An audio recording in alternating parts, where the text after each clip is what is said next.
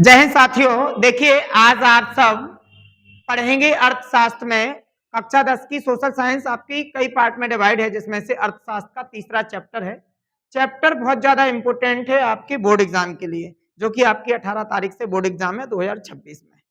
ये क्लास जो है आपकी ऑफलाइन के साथ कनेक्ट है, तो प्योर ऑनलाइन जैसी फीलिंग नहीं आएगी। ध्यान रखना, जो इन लोगों के सबके डाउट होंगे वो आपके डाउट होंगे। सो आप सब वीडियो को रोक के क्वेश्चन लिखते जाना। मैंने केवल वही क्वेश्चन लिया है जो आप सबके क्वेश्चन सीधे आपको एग्जाम में देखने को मिलेगा। सो आप सब भी पूरे क्वेश्चंस ईमानदारी से समझिए। मैं आपको एक इस चैप्टर को इतने अच्छे तरीके से मक्खन करूंगा कि आपको जबरदस्त तरीके से समझ में आ जाएगा। बस एक रिक्वायरमेंट के साथ एक कंसिस्टेंसी और एक पेन और कॉपी लेके बैठना। आप लोग पूरी सादगी से पूरा वीडियो देखना। पूरे क्वेश्चंस में आपको जो जो क्वेश्चन 4-7 नंबर में आने हैं, 4 क्वेश्चन आएंगे या 3 क्वेश्चन आएंगे आपके, 4 नंबर का एक क्वेश्चन आपका ज्यादा बनेगा। तो सबसे पहले आप लोग चैप्टर को मक्खन कीजिए। चैप्टर है आपका मुद्रा और साख। देखिए, मुद्रा कैसे आई और साख क्या है, ठीक है। तो हम आप सबको पहले बता दें कि मुद्रा जो है आप जानते हैं कि पैसा है जो हमारे लेन देन का माध्यम होता है। और जो साख है वो आपको पता है कि जैसे कोई कर्ज देने वाला ऋणदाता किसी को क्या देता है बोलो, जब ऋण देता है धन, तो हम इस प्रकार से हम कह सकते हैं जो धन देता है हम उसको बोलेंगे साख। क्या बोलेंगे बोलो? साख। आप सब जवाब देते चलना। आप सबका भी ऑनलाइन वाले सभी बच्चे सुन लेंगे, और जैसे ही ये वीडियो अपलोड होगा तो आप लोग सब बढ़िया मक्खन तरीके से एक बार और देख लेंगे ना, रिवीजन बेस्ड हो जाएगा आप सबका। देखिए, यहाँ पे मैंने कोई चैप्टर थ्योरी का ले लिया, सीधा क्वेश्चन के बेस पर लिया। तो सबसे पहले आपका एक क्वेश्चन है कि वस्तु विनिमय प्रणाली क्या है। इस क्वेश्चन पे ज्यादा चर्चा करूंगा क्योंकि देखिए मैं आप सबको थ्योरी नहीं समझा रहा, तो सीधे क्वेश्चन से ले रहा, तो आप लोग पूरी मेहनत से देखना और चर्चा ज्यादा होगी। देखिए, यहाँ पे वस्तु विनिमय प्रणाली क्या है और इसकी कुछ सीमाओं का अपन को उल्लेख करना है। जो वस्तु विनिमय प्रणाली है, ठीक है, यहाँ पे देखो क्या है बोलो, वस्तु विनिमय प्रणाली क्या था कि पहले जब इंसान इस धरती पर जन्मा और बहुत ज्यादा जब उसने अपना विकास करता गया, तो फिर विकास करते करते क्या हुआ कि एक ऐसी सिचुएशन आई जिसमें वस्तु एक दूसरे से लेनी पड़ी, ठीक है, या कोई मार्केट आया, ठीक है, या हम कह सकते हैं कि हर एक व्यक्ति के पास वो सभी वस्तुएं उपलब्ध नहीं हो पाती, एक व्यक्ति के पास जिससे उसकी आवश्यकता होती। तो ऐसा होता था कि हम कह सकते हैं जिस समुदाय में लोग रहते थे, या फिर हम कह सकते हैं एक नगर में लोग रहते थे, तो उसमें क्या होता था कि वस्तुएं लेने की आवश्यकता पड़ती थी। और उस समय इतना ज्यादा प्राचीन समय था कि अपने पास ना कोई पैसा था, ठीक है, और पैसा का प्रचलन था ही नहीं, तो उस समय वस्तु विनिमय चलता था। अब हम उस टॉपिक तक आ गए हैं कि वस्तु विनिमय क्या है। वस्तु विनिमय का अर्थ है कि पहले लोग एक वस्तु को दूसरे को दे देते थे और उसकी वस्तु को ले लेते आवश्यकता अनुसार। वस्तु से आदान प्रदान करते थे। विनिमय का अर्थ होता है आदान प्रदान करना। तो भाइयों बहनों, आप लोग पूरी ईमानदारी से समझना कि वस्तु विनिमय प्रणाली का अर्थ तब प्राचीन समय में था जब हमारे पास मुद्रा नहीं थी, और जब हमारे पास मुद्रा नहीं थी तब वस्तु विनिमय थी प्रणाली, एक सिस्टम। प्रणाली मतलब क्या हो गया बोलो? सिस्टम। अब बताओ कैसे कि वस्तु एक वस्तु उसकी अपन ने ले ली। अब जित केवल तभी हो पाता था जब अपनी वस्तु को उसको आवश्यकता हो और उसकी वस्तु की अपन को आवश्यकता हो, तो वस्तु विनिमय आसानी से हो जाता था। तो वस्तु विनिमय का अर्थ क्या हुआ बोलो कि प्राचीन समय में जब मुद्रा का प्रचलन नहीं था, तब हम एक दूसरे से आवश्यकता अनुसार अपनी वस्तु का क्या कर लेते थे? आदान प्रदान कर लेते थे, ठीक है। अब देखिए इसमें क्या लिखा, वस्तु के बदले वस्तुओं का आदान प्रदान की प्रणाली को हम क्या बोलते हैं बोलो? वस्तु विनिमय प्रणाली कहते हो। यह कब थी बोलो? प्राचीन समय में। वस्तु विनिमय प्रणाली में लेन देन का माध्यम मुद्रा पर केंद्रित ना होकर काय पर था बोलो? वस्तुओं पर। तो आपको पता है कि उस समय मैंने आपसे पहले ही बोल दिया, उस समय इतना प्राचीन समय था कि मुद्राओं का प्रचलन था ही नहीं। जब आपको पता है जैसे दिल्ली सल्तनत आया और जो वंश आए थे ना पहले, जैसे चोल वंश हुआ, मौर्य वंश हुआ, इन वंशों में केवल मुद्रा का प्रचलन शुरुआत हुआ था, मुद्रा का प्रचलन आया था। सबसे पहले कई वर्षों तक वस्तु विनिमय प्रणाली चली। अब मुद्रा कब आई थी? जब बेटा वस्तु विनिमय प्रणाली में कई दोष उत्पन्न हुए। फॉर एग्जाम्पल, हमें वस्तु चाहिए है और आपको हमारी वस्तु की आवश्यकता नहीं है, इसे हम बोलते हैं दोहरा संयोग। क्या बोलते हैं? एक बात बताइए, अगर हमें वस्तु चाहिए और आपको हमारी वस्तु नहीं चाहिए, तो क्या आप हमसे अपनी वस्तु का आदान प्रदान करेंगे?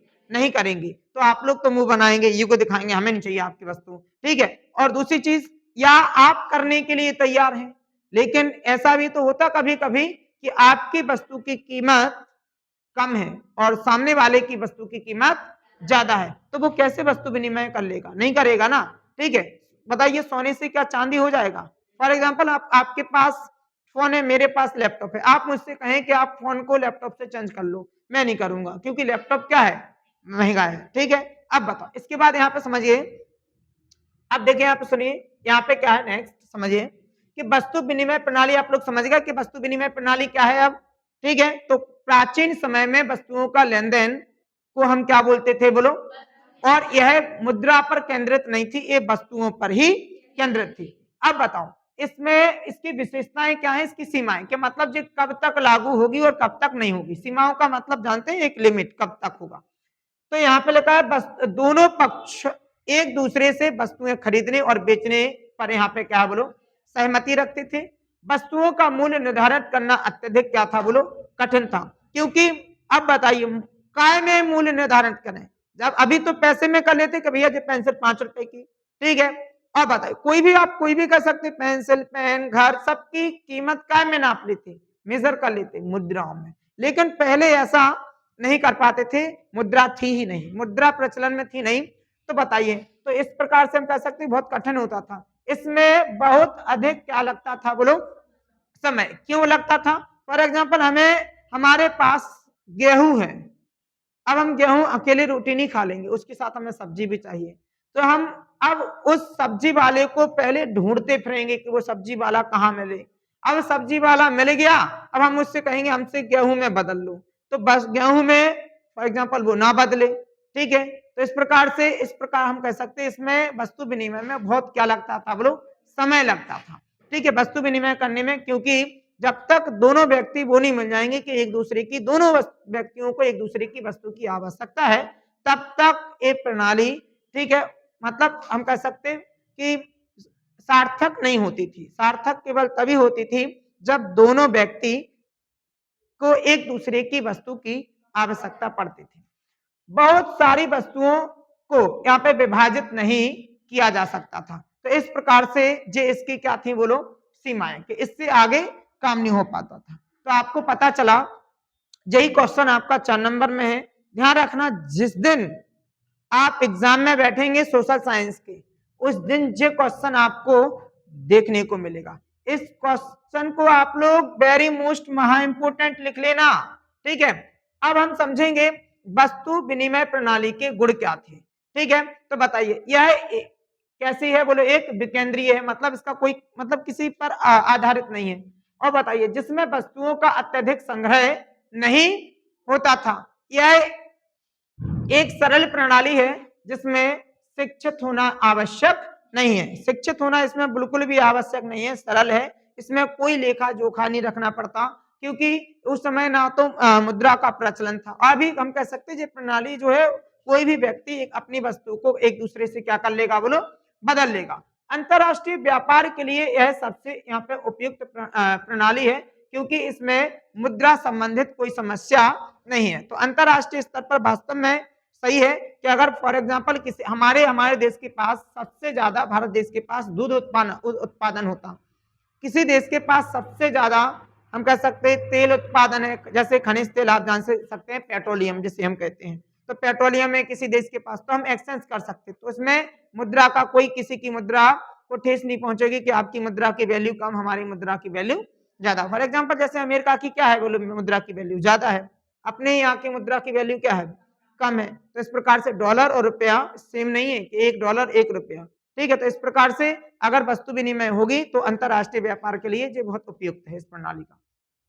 इस प्रणाली में मौद्रिक पद्धति के दोषों से क्या मिलती है बोलो, मुक्ति मिलती है। कि इसमें इस प्रणाली में मौद्रिक पद्धति का कोई मतलब ही नहीं है। आपने हमें अपनी वस्तु दी, हमने आपको, मैंने अपनी वस्तु दी और वस्तु एक दूसरे से विनिमय हो गई, तो इसे अपन वस्तु विनिमय प्रणाली बोलेंगे। तो इसमें मुद्रा का कोई रोल ही नहीं है, इसमें मुद्रा की कोई भूमिका ही नहीं है, तो इसे हम क्या बोलेंगे बोलो, ठीक है। अब बताओ, समझ गए? तो इसमें हम कह सकते हैं मुद्रा से क्या है बोलो, मुक्ति है। इसके बाद यहाँ पे इस विनिमय प्रणाली में दोनों पक्षों को यहाँ पे हम कह सकते लाभ होता है, क्योंकि व्यक्ति कम उपयोगी वस्तु को देकर अधिक उपयोगी वस्तु को क्या करता है बोलो, प्राप्त करता है। और दूसरी चीज, व्यक्ति आवश्यक वस्तुओं का क्या करता है बोलो, प्राप्ति करता है।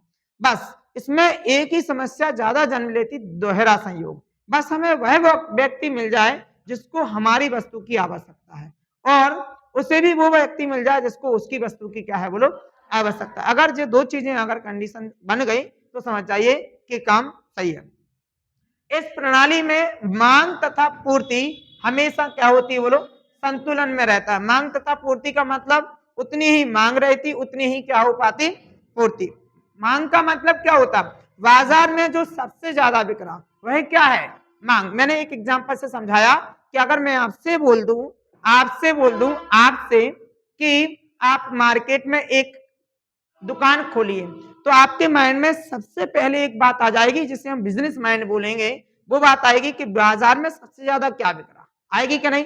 जो सबसे ज्यादा बिकेगा वही क्या खोलेंगे, आप दुकान खोलेंगे। तो इसका मतलब क्या होगा, इसका मतलब ये होगा कि आप बाजार में के जिस वस्तु जो ज्यादा बिक रही उसी वस्तु की क्या है, मांग ज्यादा है, ठीक है। इसके बाद आपको ये भी समझ में आया कि इसके यहाँ पे हम कह सकते हैं इस प्रणाली के गुण क्या है। तो एक बार हम फिर से अच्छे से पढ़ लेंगे कि यह प्रणाली विकेंद्रीय प्रणाली है और जिसमें अत्यधिक वस्तुओं का संग्रह नहीं किया जा सकता। इसके बाद यहाँ पे यह एक सरल प्रणाली है जिसमें शिक्षित होना जरूरी नहीं है। अब बताइए, अंतरराष्ट्रीय व्यापार के लिए यह प्रणाली बहुत अच्छी है। याद करते चलिए, समझते चलिए, ठीक है, ध्यान से सुनिए। और इसमें हम कह सकते हैं मुद्रा का मतलब हम कह सकते हैं कि जब अंतरराष्ट्रीय व्यापार पर यह प्रणाली लागू होगी तो इसमें मुद्रा की कोई समस्या नहीं होगी। किसी देश को किसी मुद्रा के सापेक्ष कोई ठेस नहीं पहुंचेगी, ना किसी की मुद्रा की वैल्यू कम होगी ना ज्यादा।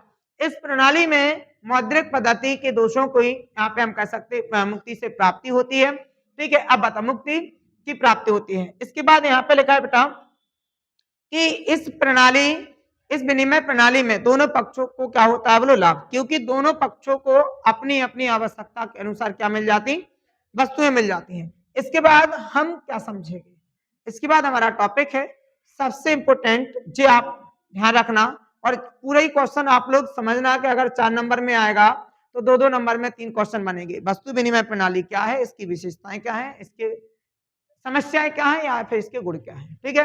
3-4 हेडिंग आपके साथ साथ बन जाएंगी। तो आपको याद रखना है इस प्रणाली में वस्तुओं या वस्तु के विभाजन की समस्या हमेशा बनी रहती है।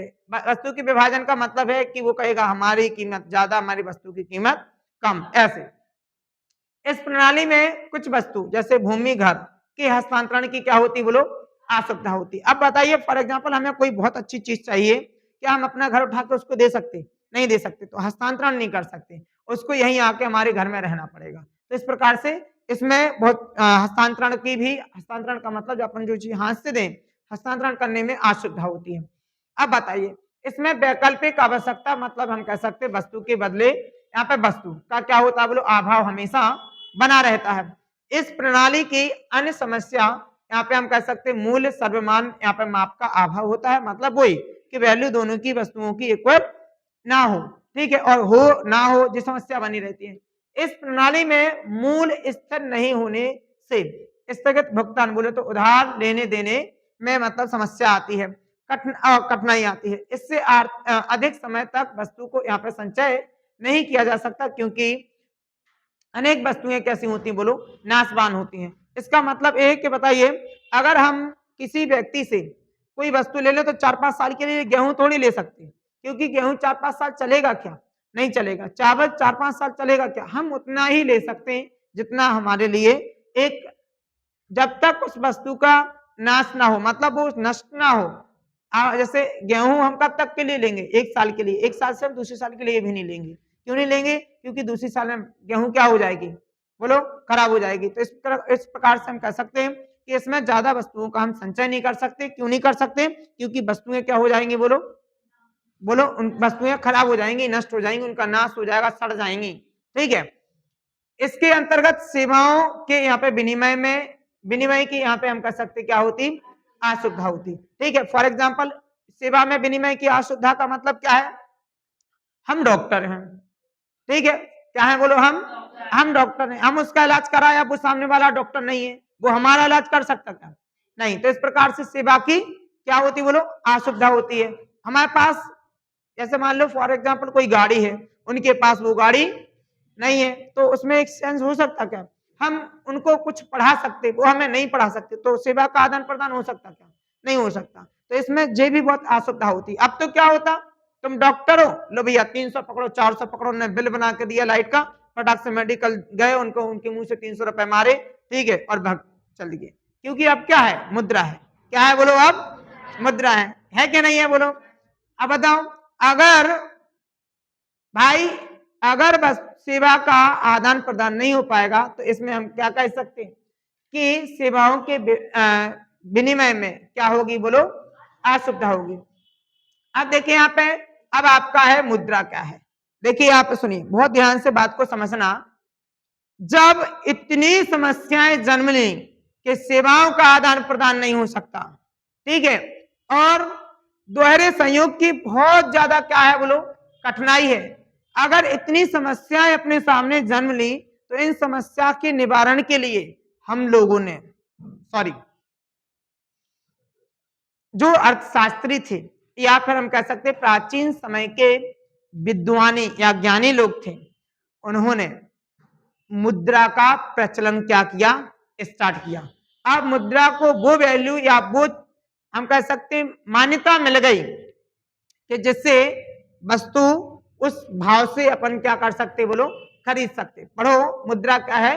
यह किसी देश में इस्तेमाल होने वाले पैसे, जैसे हम कह सकते सिक्के या फिर कागज नोट या कोई चिन्ह कह सकते, फॉर एग्जाम्पल कुछ भी, ठीक है, वो दर्शाता है जो विनिमय का क्या है? बोलो, माध्यम। कि अब हम कोई वस्तु खरीदेंगे तो काय में खरीदेंगे? पैसों में। काय में खरीदेंगे? बोलो, पैसे में। तो जब वस्तु विनिमय प्रणाली में बहुत ज्यादा कठिनाई आई, तब काय का प्रचलन स्टार्ट हुआ था? मुद्रा का। पहले मुद्रा नहीं थी, पहले तो केवल यही था कि आप हमारी वस्तु ले लो और आप हमें अपनी वस्तु दे दो। पहले तो ये भी होता था, आप भी समझिए, आपसे बात कर रहा, ठीक है। अब बताइए, आप ये भी समझिए कि पहले कोई काम करा लेते थे, वो खाना खिला देते थे बस। और जैसे मान लो एक परिवार के लोगों ने दूसरे लोगों से क्या करा लिया? बोलो, काम करा लिया, तो इनको खाना खिला दिया। अब इनने कहा तुम हमारे पे आ जाओ, तो इनको काम, मतलब इस परिवार के लोगों ने इनके घर पे काम कर दिया, तो इनने इनको खाना खिला दिया, जो बैठ के खा गए बस, ठीक है। तो इस प्रकार से चलता था। आप तो क्या है? काम कराएंगे, क्या दो? पैसा, ठीक है, क्या दो? बोलो, पैसा। उड़ेंगे लोट हरे, तुम लोग उठाने के लिए गिर पड़े, ठीक है, यही होगा भाई, ठीक है। अब बता मुद्रा की विशेषताएं। इसके बाद यह सामान्य धन के रूप में क्या होती है? बोलो, स्वीकार की जाती है, जिसमें सिक्के और क्या होते हैं? बोलो, कागज नोट शामिल होते हैं। इसे सरकार द्वारा क्या किया जाता है? बोलो, जारी, और अर्थव्यवस्था के अंदर क्या किया जाता है? बोलो, परिचालित। मतलब हम कह सकते हैं इसके चलाने के, मुद्रा प्रचलन के कुछ नियम हैं। इनको हर कोई व्यक्ति जारी नहीं कर सकता, सरकार, गवर्नमेंट अपनी संस्थाओं के द्वारा इसको क्या करेगी? बोलो, जारी करेगी। जैसे अपने यहाँ पे जो मुद्रा जारी करने का अधिकार है वो है भारतीय रिजर्व बैंक को, जिसे हम बोलते हैं शॉर्ट फॉर्म में आरबीआई। क्या बोलते हैं? बोलो, आरबीआई। आप लोग के पास पैसे होंगे ना, उस पर बिल्कुल यहाँ पे लिखा होता है आरबीआई, भारतीय रिजर्व बैंक। यहाँ पे कई भाषाओं में उसके, ठीक है, शपथ होती है कि मैं धारक को इतने रुपए देने का अदा करता हूँ या वादा करता हूँ, ठीक है। और यहाँ पे फिर गवर्नर के क्या होते हैं? सिग्नेचर होते हैं नोट में, ठीक है। अब बताइए, भारत में भारतीय रिजर्व बैंक भारत सरकार की ओर से मुद्रा, बोले तो नोट को क्या करता है? बोलो, जारी करता है। पूरे नोट छापने का काम कौन करता है? बोलो, भारतीय रिजर्व बैंक। और इसकी 4 जगह संस्थाएं छापने की, एक तो यहीं पे है इंदौर के पास, देवास में, मैसूर में, हैदराबाद में, कर्नाटक में। ठीक है, आप लोग समझना। इसके बाद यहाँ पे विनिमय के माध्यम के रूप में रुपए को व्यापक रूप से क्या किया जाता है, बोलो, स्वीकार किया जाता है। व्यापक का मतलब होता है बड़े स्तर पर। किस पर बोलो, बड़े स्तर पर। तो बताओ, अगर आपसे क्वेश्चन आया कि मुद्रा क्या है, तो आप लोग क्या लिखेंगे कि यह किसी देश में इस्तेमाल होने वाली, हम कह सकते हैं जैसे पैसे, पैसे में क्या क्या हो सकते हैं, सिक्के, कागज के नोट को दर्शाता है। जो विनिमय का क्या है, माध्यम है। भारत की कुल मुद्रा क्या है, बोलो, भारतीय रुपया है। तो अपनी जो करेंसी है वो रुपया है। ठीक है, यूरोप की यूरो है, अमेरिका की क्या है, डॉलर। क्या है, बोलो, डॉलर। बांग्लादेश की टका, बांग्लादेश की क्या है, टका। ठीक है, तो ऐसे सब देश की करेंसी होती है। तो आप लोगों को इसकी मुद्रा की विशेषताएं और मुद्रा क्या है, जो आपको याद रखना है। अब जे आपका देखिए 3 से 4 टॉपिक हैं आपके, जो आपके एग्जाम के लिए बहुत ज्यादा क्या है, बोलो, इंपोर्टेंट है। आप इंपोर्टेंट साख को भी समझना कि देखिए यहाँ पे साख के अंतर्गत कर्ज देने वाला कर्जदार, ठीक है, को क्या देता है, बोलो, धन देता है। और बदले में यहाँ पे भुगतान का क्या लेता है, बोलो, वादा। और वादा लेता है तो उससे आप लोग क्या बोलेंगे, बोलो, साख। क्या बोलेंगे, साख। साख की यहाँ पे कितनी है, बोलो, विभिन्न 2 स्थितियां हैं। जैसे यहाँ पे पहली समझिए स्थितियां, इनमें से एक उत्पादक खर्च को पूरा करने के लिए क्या करता है, बोलो, ठीक है, ऋण लेता है खर्च को पूरा करने के लिए। और जब इसके उत्पादन सही समय पे पूरा हो जाता है तो मैं यहाँ पे हम कह सकते हैं अधिक आय का अर्जन करता है, और जिससे वह ऋण समय पर चुका देता है। और इस स्थिति में ऋण एक सकारात्मक भूमिका निभाता है। तो फॉर एग्जाम्पल, जब कोई व्यक्ति ऋण लेता है, बोले तो साख लेता है। और बताइए साख कौन देता, बोलिए कौन देता है, ठीक है, ऋणदाता। जो ऋणदाता बोल सकते, या कर्ज, मतलब हम कह सकते जो यहाँ पे कर्ज देने वाला बोल सकते, ठीक है, जिसे हम बोलते हैं धनी व्यक्ति। क्या बोलते हैं, बोलो, धनी व्यक्ति। तो बताइए, और वो उससे वादा जरूर कर लेता कि इतने समय में इतने में दे देता। और इसमें कभी कभी तो ऐसा होता, जो साहूकार आपने देखे होंगे, साहूकार लोग कुछ अपना पैसा क्या कर लेते हैं, जब लेते तो पैसा पहले जमा करवा लेते हैं, पैसा जमा करवा लेते, या फिर हम कह सकते कोई चीज गिरवी रख लेते। सबसे ज्यादा जिसे अपन लोग गांव की भाषा में गाने बोलते हैं कि गाने रखे आप वो चीज, ठीक है, क्या बोलते हैं, बोलो, गाने के। अब बताओ, और अगर वो समय पे नहीं देता तो वो चीज किसकी हो जाती, उसी की हो जाती। तो देखो यहाँ पे सुनो, तो बताइए सकारात्मक ऋण कब माना जाएगा, जब कोई व्यक्ति ऋण ले और उस पैसे का उपयोग करके वो खूब उत्पादन कर ले, अपना खूब अच्छा कर ले, और जितने समय का उसने ऋण वापस देने का वादा किया था उतने समय पर ही ऋण दे दे, और उसका धंधा पानी सब स्टार्ट अच्छे से चलने लगे।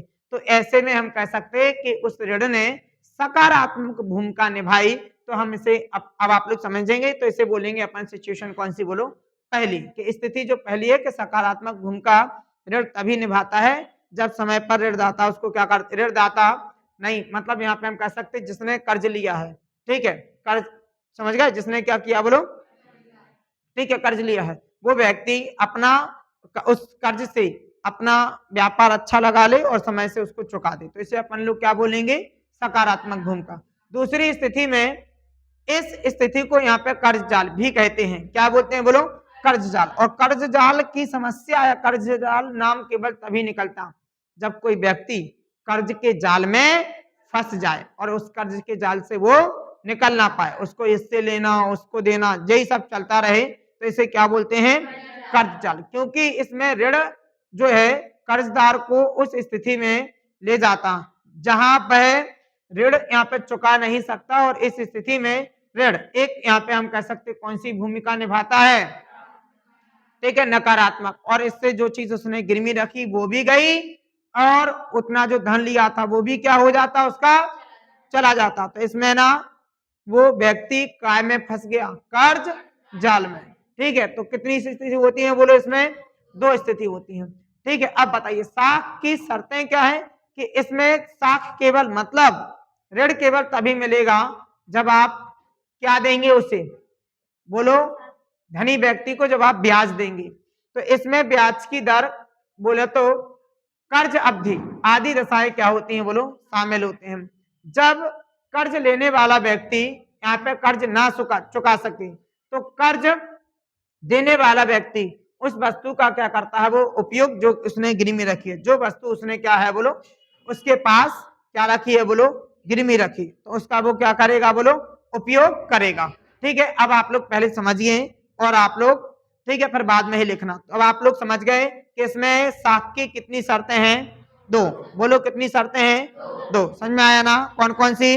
कि एक तो क्या है कि कर्ज मतलब हम कह सकते हैं इसमें ब्याज की दर, कर्ज की अवधि की दशा यहाँ पे हम कह सकते शामिल होती कि 5% का ब्याज लेंगे, 5 साल के लिए हम आपको क्या दे रहे हैं बोलो कर्ज दे रहे हैं, आपको इतनी इतनी किस्तों में चुकाना है। जो सारे नियम कायदे जो होते हैं उसमें इन्वॉल्व होते हैं।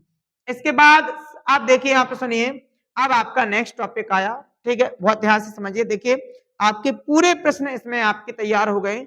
अब आप लोगों को वीडियो को रोक रोक के केवल इसको अच्छे से लिखना है, बहुत ईमानदारी से समझना। बैंक क्या है? बैंक एक वित्तीय संस्था है जो जनता के पैसे को यहाँ पे जमा करती है। इसको हम अपनी भाषा में ये भी बोल सकते हैं कि जनता जनार्दन का धन क्या करती है, स्वीकार।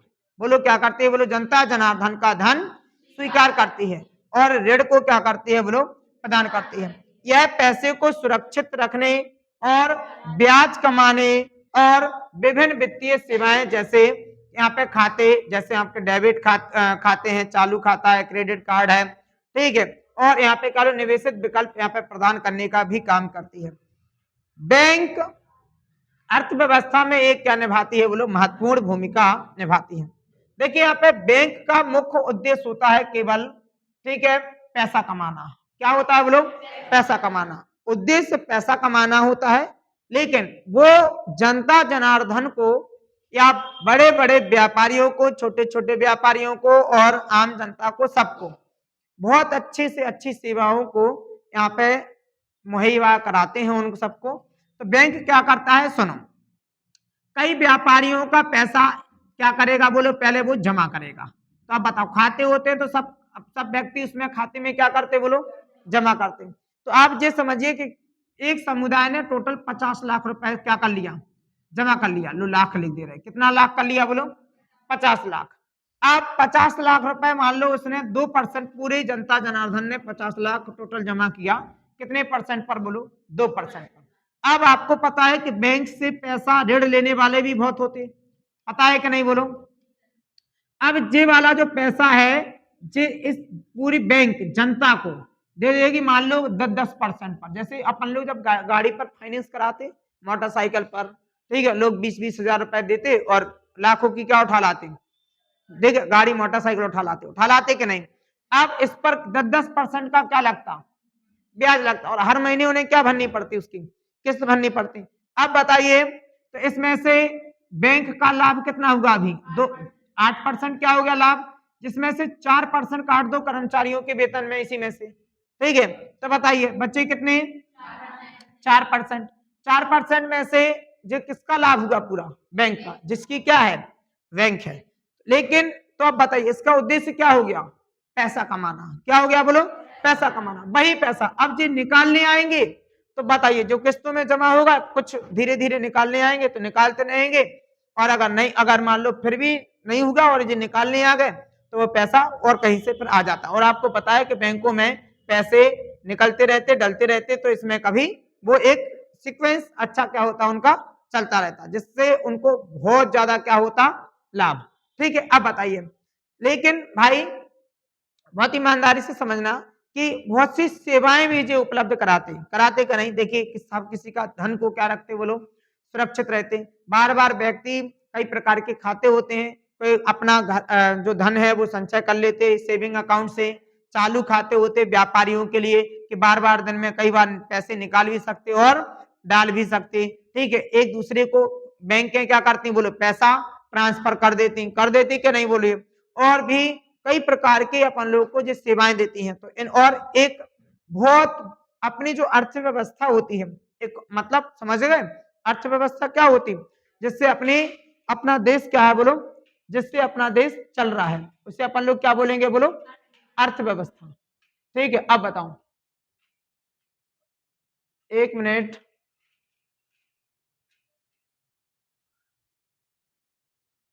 उससे अपन लोग क्या बोलेंगे, अर्थव्यवस्था। तो अपन लोग समझ गया। तो अर्थव्यवस्था अपन लोग जिससे अपना देश चल रहा, अपने यहाँ पे अर्थव्यवस्था दो प्रकार की है, पूंजीवादी भी है और राज्यवादी भी है, और राज्यवादी और पूंजीवादी को मिला के अपन लोग क्या बोलते, बोलो मिश्रित। क्या बोलते हैं बोलो, ठीक है, मिश्रित। तो अपने यहाँ पे कौन सी अर्थव्यवस्था है बोलो, मिश्रित अर्थव्यवस्था है, ठीक है। अब बताइए, इतना भी आप लोगों को समझ में आया। इसके बाद देखिए यहाँ पे बैंकों के कार्य क्या है।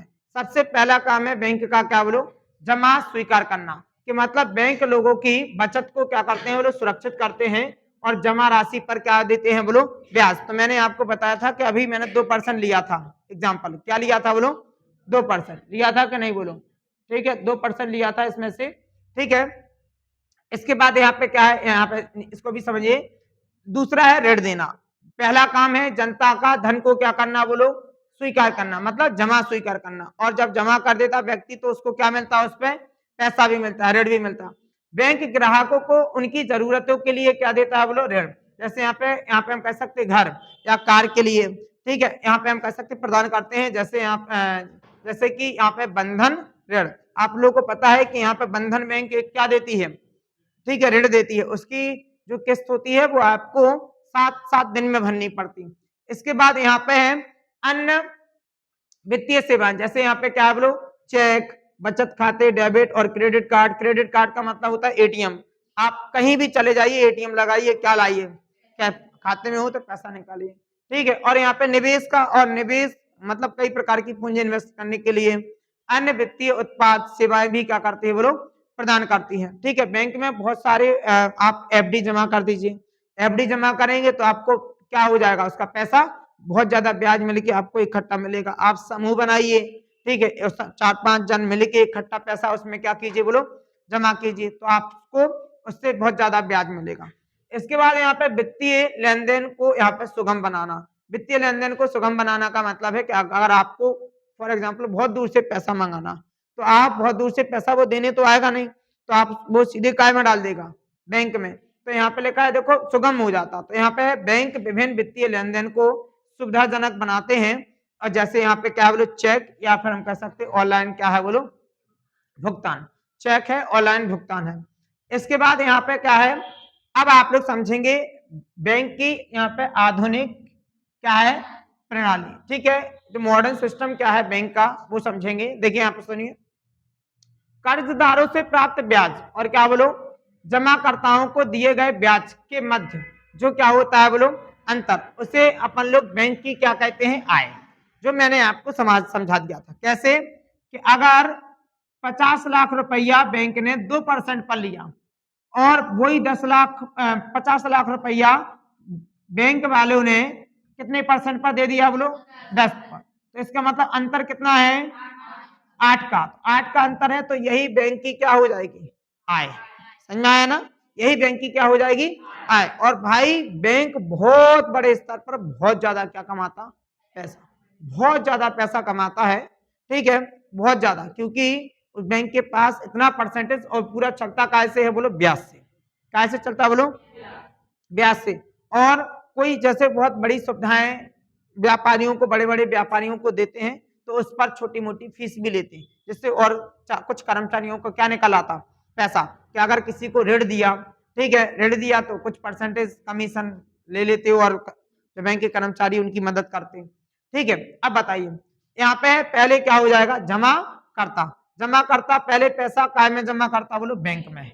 बैंक वो किसको दे देते, कर्जदार को। अब कर्जदार उसको जब वापस क्या करता है बोलो, ब्याज सहित लौटाता है। तो फिर यही कहते हैं जी किसको लौटा देते, जमाकर्ता को लौटा देते। तो अब बताओ उतनी उसमें, तो इसमें बैंक की क्या बढ़ती, आय। और बताइए लोग यहाँ पर ऋण हम ब्याज सहित लौटा रहे, तो यहाँ पे जी यहाँ से लौटा रहे, और जो लोगों ने ऋण लेते हैं यहाँ से ऋण क्या करते हैं बोलो, लेते हैं।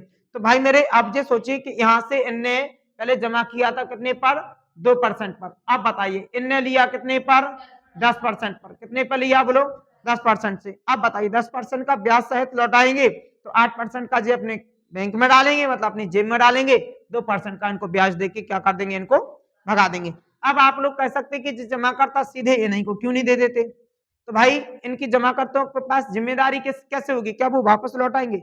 यहाँ पे तो चाहे दे और चाहे ना दे, यहाँ पे जिम्मेदारी किसकी है, बैंक की। इसलिए 2% पर ही जे जमा करते हैं, और बैंक वाले इनसे तो ले लेंगे, इसमें आए कि नहीं, क्योंकि उसमें दस्तावेज बहुत लगते हैं। और दूसरी बात, इनको लेन देन का लाइसेंस भी इनको कौन देता है, आरबीआई, इनके पास लेन देन का लाइसेंस भी होता। ठीक है, तो इस प्रकार से आपका पूरा पाठ क्या हुआ बोलो, फिनिश हुआ। आपको 4 टॉपिक पढ़ने, पहला पढ़ना है वस्तु विनिमय प्रणाली, दूसरा क्या पढ़ना है बोलो यहाँ पे मुद्रा, और तीसरा पढ़ना है साख, और चौथा पढ़ना है बैंकिंग। क्या पढ़ना है बोलो, बैंकिंग। क्लियर है, तो आप लोग अब समझ गए, क्लियर है ना, सबको समझ में आया, विनीत में समझ में आया, तुम्हें आया सितेश, चैप्टर समझ में आ गया, ठीक है, तुम्हें तो नहीं आया, तुम्हें तो नहीं आया, चलिए चलते हैं, बोलो सरस्वती माता की, सत्यनारायण भगवान की, चलिए।